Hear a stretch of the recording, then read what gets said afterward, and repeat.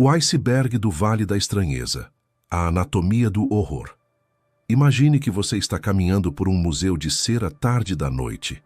As luzes são baixas, o silêncio é absoluto. No centro da sala, há uma figura de uma pessoa famosa, ou talvez apenas um manequim em uma vitrine. A distância parece real.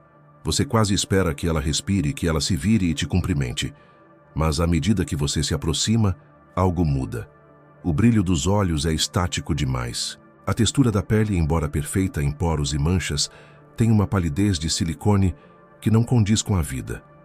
De repente, o que era admiração se transforma em uma repulsa visceral. Seu estômago revira, seus pelos do braço se arrepiam. Você não sabe explicar o porquê, mas seu cérebro está gritando que algo está errado. Bem-vindo ao Vale da Estranheza, ou Uncanny Valley. Este não é apenas um termo técnico da robótica, é um dos maiores mistérios da psicologia moderna e da evolução humana. É o abismo que separa o quase humano do verdadeiramente vivo. Por que somos capazes de amar robôs fofos com olhos de metal, mas sentimos um medo paralisante de máquinas que tentam, desesperadamente, se parecer conosco? Neste documentário, vamos mergulhar nas profundezas de um iceberg que começa na computação gráfica e termina em teorias perturbadoras sobre a sobrevivência da nossa espécie. Vamos analisar como o cinema, a tecnologia e a própria biologia criaram essa zona de horror. Prepare-se, pois quanto mais fundo descemos, mais a linha entre o homem e o objeto desaparece.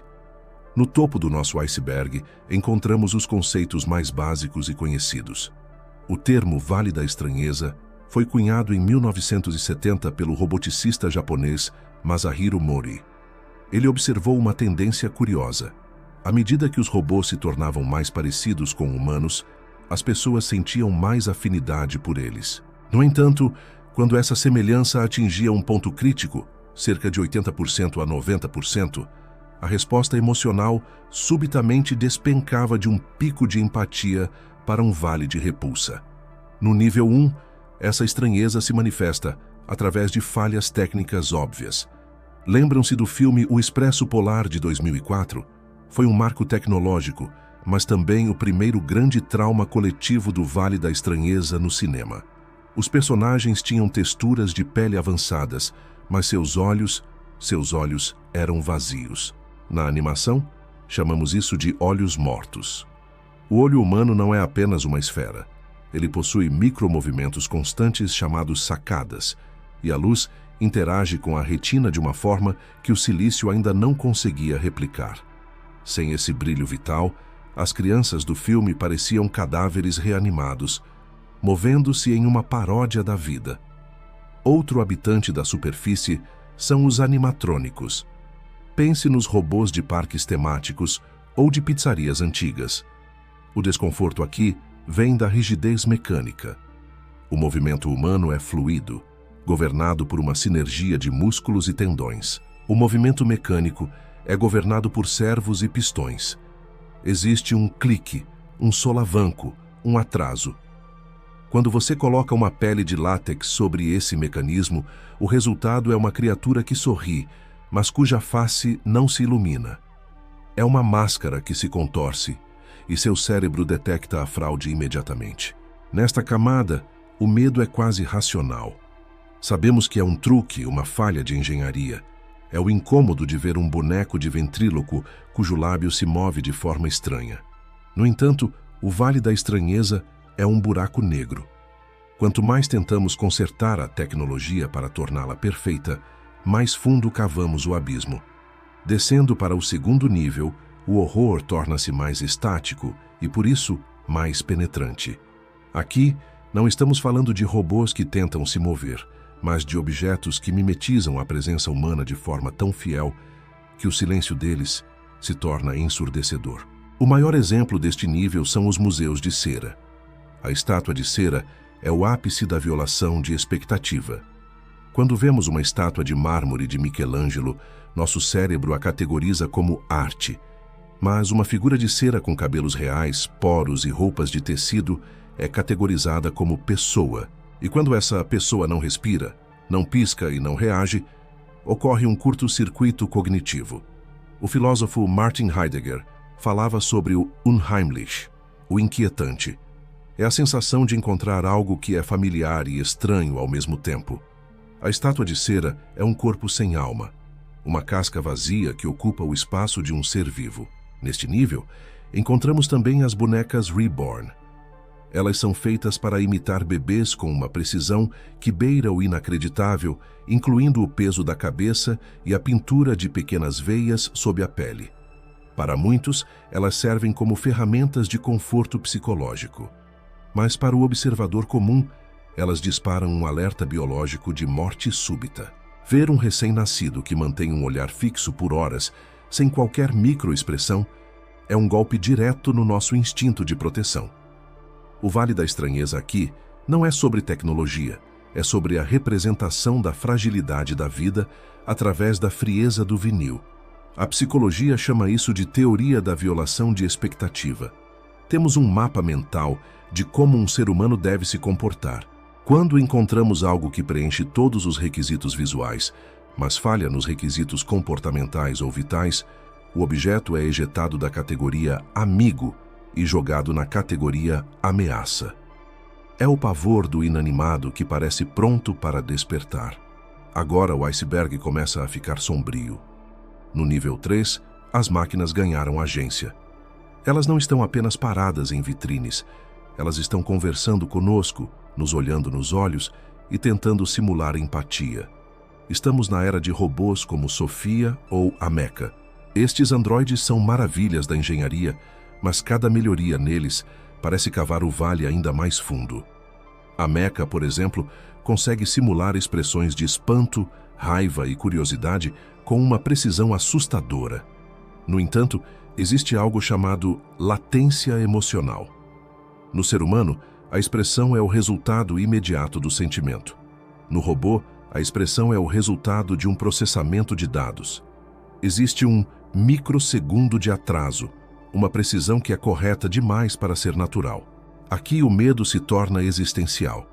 O Vale da Estranheza, neste nível, é alimentado pelo sorriso de Duchenne.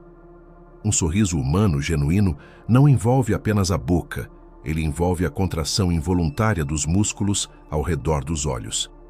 Robôs sociais frequentemente sorriem apenas com os lábios, mantendo os olhos frios e estáticos.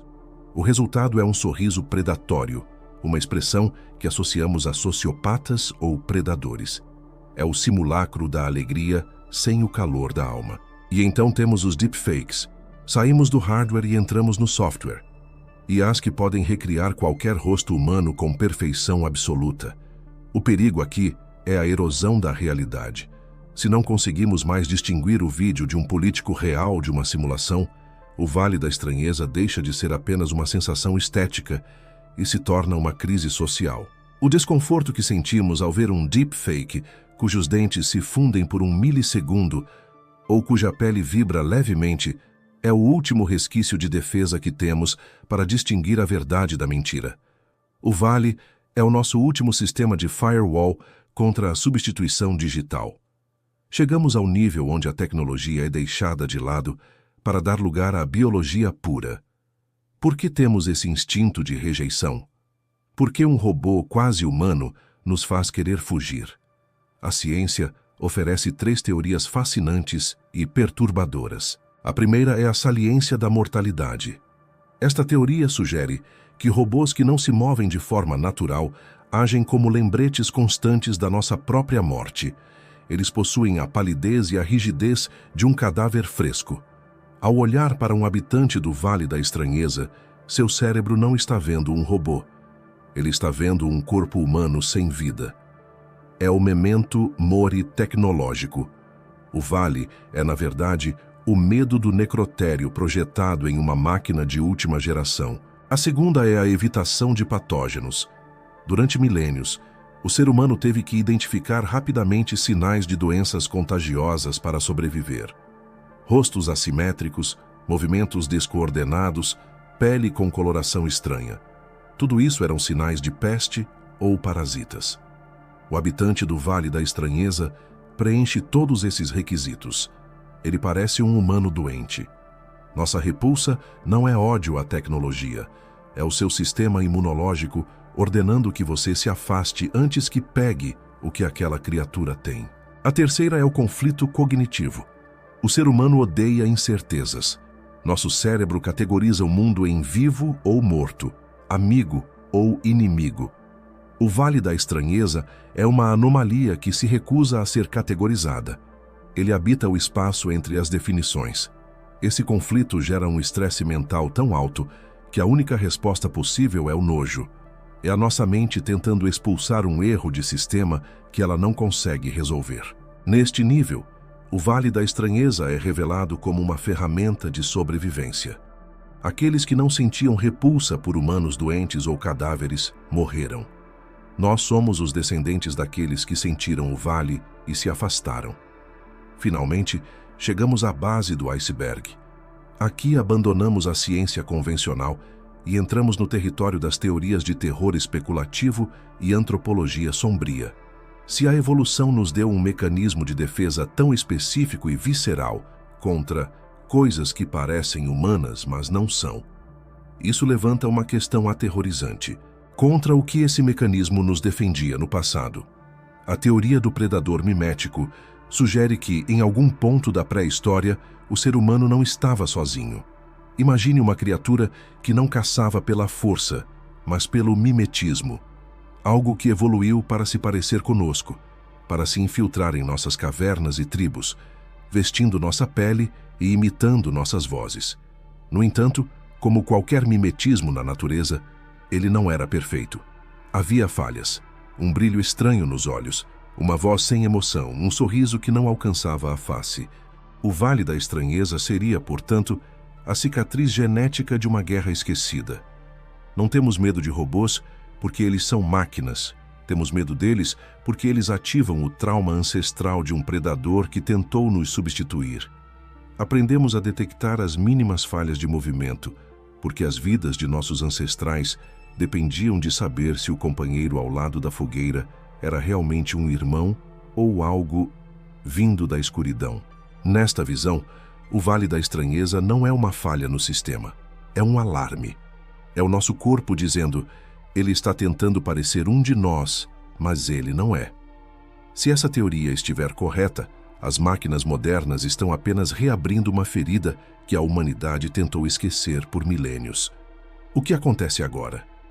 À medida que avançamos para a singularidade, a tecnologia está prestes a saltar o vale.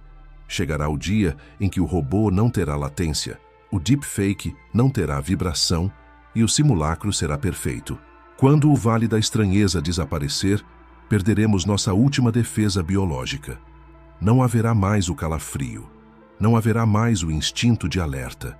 Estaremos cercados por seres artificiais que agem, sentem e amam exatamente como nós, e não saberemos a diferença. Talvez o Vale da Estranheza seja a coisa mais importante que temos. Ele é o lembrete constante de que a humanidade não é apenas uma forma, uma textura ou um cálculo. Ser humano é ser imperfeito, orgânico e mortal. O desconforto que você sente ao olhar para aquele robô sorridente é o seu DNA gritando que você ainda é real. Não tenha medo do vale. Tenha medo do dia em que você não sentirá mais nada ao olhar para o abismo, pois nesse dia o simulacro terá vencido e a humanidade terá se tornado apenas mais uma imagem em uma tela fria de silício.